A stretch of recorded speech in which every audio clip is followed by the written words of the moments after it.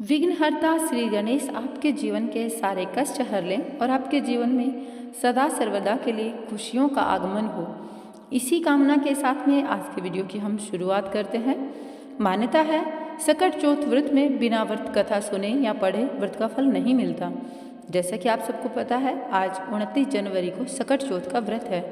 हमारे देश में महिलाएं इस व्रत को बहुत ज़्यादा उत्साह के साथ करती हैं और इस व्रत को लेकर कई कहानियाँ प्रचलित हैं, जिसमें बुढ़िया माई की कहानी, भगवान श्री गणेश से जुड़ी कथा, माता पार्वती भगवान शंकर की कथा, देवरानी जेठानी की कथा और एक सेठ और सेठानी की कथा।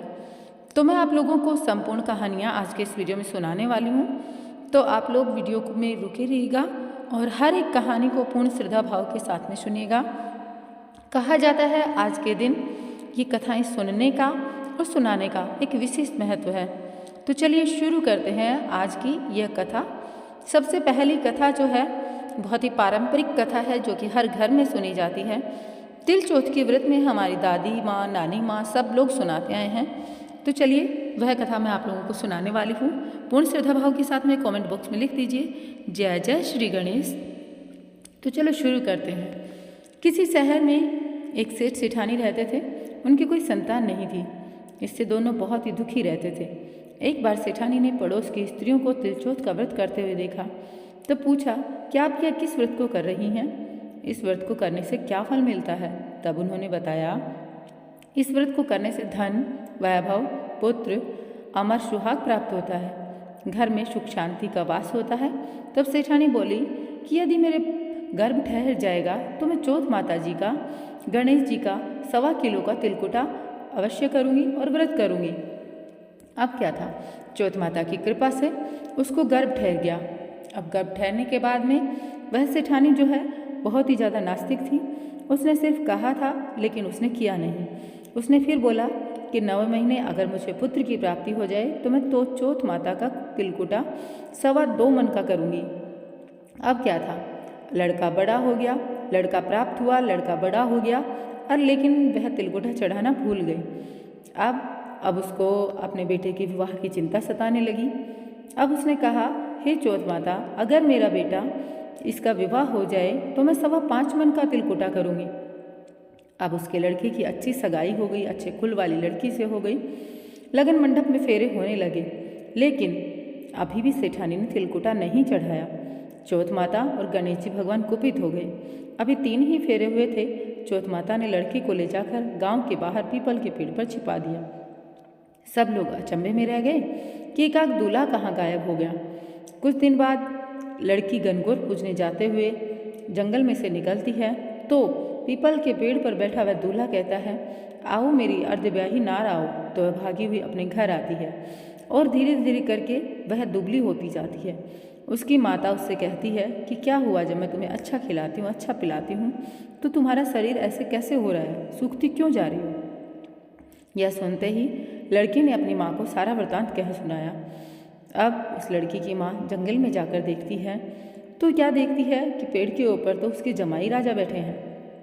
उसने कहा, मेरी बेटी से आधे फेरे खाकर आप यहाँ आकर क्यों बैठ गए? तभी वह लड़का बोला कि मैं यहाँ पर चौथ माता के यहाँ गिरवी बैठा हूँ।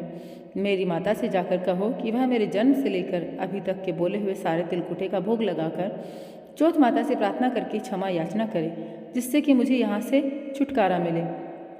तब लड़की की सास जो थी उसने अपनी समधन को जाकर सारा हाल सुनाया। अब दोनों समधनों ने 5.25 मन का तिलकुटा गणपति भगवान व चौथ माता को पूजन करके भोग अर्पण करके क्षमा याचना की। तो चौथ माता ने प्रसन्न होकर दूल्हे राजा को वहाँ से वापिस लाकर फेरों में पठा दिया। अब वर वधू के साथ फेरे संपन्न हुए। वर वधू सकुशल अपने घर के लिए विदा हुए। चौथ माता की कृपा से दोनों परिवारों में फिर से खुशहाली आई। हे चौथ माता, जैसा उस लड़के के साथ हुआ वैसा किसी के साथ ना हो और कोई भी भगवान का बोला हुआ प्रसाद चढ़ाना ना भूले। बोलो श्री गणेश भगवान व तिल चौथ माता की जय। अब दूसरी जो पारंपरिक कहानी है, देखिए क्षेत्र के अनुसार सब जगह अलग अलग कथाएं सुनी जाती हैं। दूसरी कथा मैं आप लोगों को सुनाने वाली हूँ जो इसमें बहुत ज़्यादा सुनी जाती है। 2 देवरानी जेठानी थी। जेठानी के बहुत धन था, देवरानी गरीब थी। देवरानी भगवान गणेश जी की बहुत आराधना करती थी। वो अपनी जेठानी के घर रोज आटा पीसने के लिए जाती थी। जिस कपड़े से आटा छानती थी उस कपड़े को अपने घर में लाकर अपने बाल बच्चों को और अपने पति को धोकर पिला देती थी। एक दिन जेठानी के बच्चों ने देख लिया। वह अपनी माँ से बोले, माँ, चाची तो अपने घर से जो आटे का कपड़ा लेकर जाती है वह अपने घर जाकर पानी में घोलकर सबको पिलाती है। इस पर जेठानी ने देवरानी को कहा, घर जाओ तो आटे छानने का कपड़ा यहीं रख जाया करो। उस दिन तिलचौथ का व्रत था। देवरानी ने वैसा ही किया। घर गई तो उसका पति बोला, मुझे आटे का चूर्ण घोल कर दो। देवरानी बोली, आटा छानने वाला कपड़ा वहीं रह गया, उन्होंने रख लिया, इसलिए मेरे पास आपको खिलाने के लिए कुछ नहीं है। उस दिन उसके पति ने भूख से व्याकुल होकर उसे कपड़े धोने वाले धोने और पाटे से मारा। भाग्यवश मैंने जैसे आपको बताया उस दिन तिलचौथ माता का व्रत था। वह श्री गणेश जी का स्मरण करते हुए व्रत की हुई भूखी प्यासी ही सो गई। तभी थोड़ी देर बाद श्री गणेश भगवान ने आकर कहा कि आज तो तिलचौथ का व्रत है, मैं क्या खाऊं, बताओ, और तुम भूखी क्यों सो रही हो। तब देवरानी ने सारा वृतांत क्या सुनाया। तब भगवान जी बोले, मैंने तिलचौथ के कारण चूरमा व तिलकुटा बहुत खाया है, इसलिए निमटने का मन है, सो कहाँ जाऊँ। वह बोली, बहुत जगह पड़ी है महाराज, जहाँ मन करे वहाँ चले जाओ। गणेश जी ने सारा घर जो है उसमें खूब अच्छे से निमट लिया। निमटने के बाद बोले, कहाँ पोंछूं। उसने कहा, मेरा ललाट पड़ा है, पोंछ लो। गणेश जी पोंछ कर चले गए। थोड़ी देर बाद देवरानी ने उठकर देखा तो सारा घर हीरे मोतियों से जगमगा रहा था। सारा सिर भी सोने की आवाज़ से चमक रहा था। वह धन को बटोरने में लग गई और जेठानी के घर भी नहीं गई। जेठानी ने अपने बच्चों को चाची के घर देखने के लिए भेजा कि देख कर आओ, कहीं कल नाराज न हो गई हो, आज क्यों नहीं आई।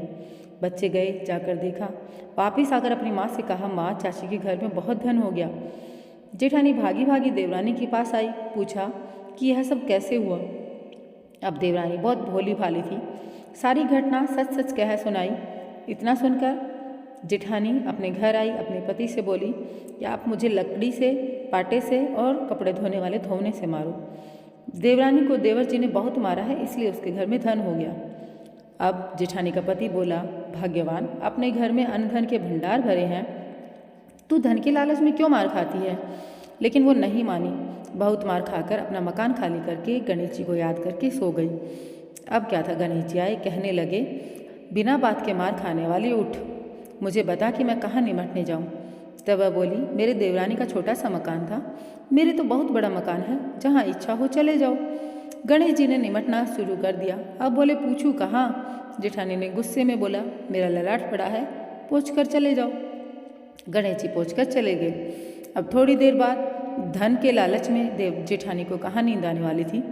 खड़ी होकर देखा तो देखा सारा घर सड़ रहा था, बदबू आ रही थी और सिर में से भी बहुत भयंकर बदबू आ रही थी। तब वो बोली, हे गणेश जी महाराज, आपने मेरे साथ छल कपट किया, देवरानी को तो धन वैभव दिया और मुझे कूड़ा दिया। गणेश जी आए और बोले, तूने धन के लालच में मार खाई। जेठानी क्षमा याचना करने लगी, हे गणेश जी भगवान, मुझे तो धन नहीं चाहिए, यह जो आपने इतना बिखेर दिया है इसको समेट लो। गणेश जी महाराज बोले कि यह जब सिमटेगा जब तू अपनी देवरानी के साथ में धन का आधा आधा हिस्सा करेगी जो तेरे पास है। जेठानी ने कहा, मैं करूँगी। जेठानी ने अपने धन में से आधी आधी सारी चीज़ें बांट दी, लेकिन हीरे जवाहरात से भरा हुआ एक छोटा सा कलश चूल्हे के नीचे दबा दिया। अब क्या था, उसने कहा कि गणेश जी महाराज अब समेट लो, मैंने सब कुछ बांट लिया। गणेश जी महाराज ने कहा, सब कुछ बांट लिया, लेकिन चूल्हे के नीचे दबा हुआ कलश और 2 सुई जो टांड में रखी है वो नहीं बांटी। अब जेठानी को अपनी भूल का एहसास हुआ, उसने उसका भी आधा आधा बंटवारा किया। उसके बाद में गणेश जी महाराज ने अपनी सारी माया समेटी और देवरानी का घर बहुत ज़्यादा खुशहाली से महकने लगा। जेठानी ने भी अपने लालच से अंधे होकर जो काम किया था उससे सबक मिला उसको। तो हे गणेश जी महाराज, जैसे देवरानी पर टूटे सबको टूटना, जैसा जेठानी के साथ किया वैसे किसी के साथ न करना। कहानी सुनाते, हुकार भरते, सबका मंगल करना। जय हो गणेश जी महाराज, जय हो चौथ माता की। अब मैं आप लोगों को जो इसके पीछे की कहानी है जिसके कारण यह व्रत शुरू हुआ वह भी सुनाना चाहती हूँ, तो ध्यानपूर्वक सुनेगा। एक बार माँ पार्वती स्नान करने गई। स्नान घर के बाहर उन्होंने अपने पुत्र गणेश को खड़ा कर दिया और उन्हें रखवाली का आदेश देते हुए कहा कि जब तक मैं स्नान करके खुद बाहर न आ जाऊँ किसी को भीतर आने की इजाज़त मत देना। गणेश जी अपनी माँ की बात मानते हुए बाहर पहरा देने लगते हैं। उसी समय भगवान शिव माता पार्वती से मिलने आए, लेकिन गणेश भगवान ने उन्हें दरवाजे पर ही कुछ देर रुकने को कहा। भगवान शिव ने इस बात से बेहद आहत और अपमानित महसूस किया।